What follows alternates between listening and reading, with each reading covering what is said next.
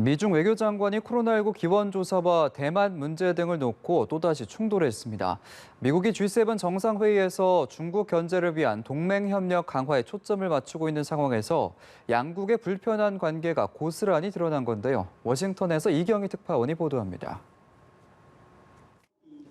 지난 3월 알래스카에서 있었던 첫 대면 회담 당시 가시돋친 설전을 벌였던 미중 외교수장. We'll also discuss our deep concerns with actions by China, including in Xinjiang, Hong Kong, Taiwan, cyber attacks on the United States. 历史会证明，对中国采取卡脖子的办法来打压的办法，最后受损失的是自己。 이후 석 달 만에 성사된 전화통화에서도 냉랭한 분위기는 바뀌지 않았습니다.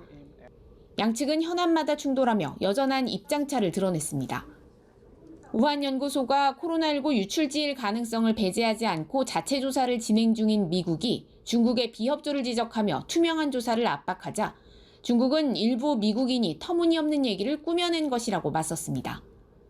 대만 문제에 있어서도 미국이 압박 정책을 중단하고 평화적으로 해결할 것을 촉구하자 중국은 세계엔 단 하나의 중국만이 있다며 미국이 이 원칙을 지키고 대만 문제를 신중히 처리하길 바란다고 받아쳤습니다. 그러면서 진정한 다자주의는 스몰 서클의 이익에 기초한 것이 아닌 유엔 헌장과 국제법의 원칙에 근거한 것이라고 덧붙여 이날부터 시작된 G7 정상회의를 겨냥했습니다. 통화 이후 양측이 공개한 내용에서도 차이는 두드러졌습니다. 중국 측은 미국이 하나의 중국 원칙을 지지한다고 언급했다고 보도했는데 미 국무부 자료에는 없는 내용이었습니다. 대신 국무부 자료에는 블링컨 장관이 홍콩의 민주적 규범 약화, 신장 위구르족 등에 대한 집단 학살과 범죄에 관한 우려를 전달했다는 내용이 포함됐습니다.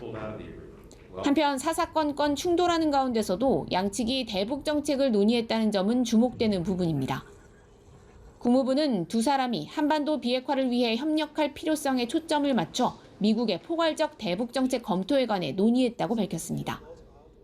대북 영향력이 큰 중국이 북한의 제재 회피를 방조하고 있다는 인식을 드러내온 미국이 바이든 정부의 새 대북 정책 기조를 공유하고 중국의 협력을 요청했을 것으로 보입니다.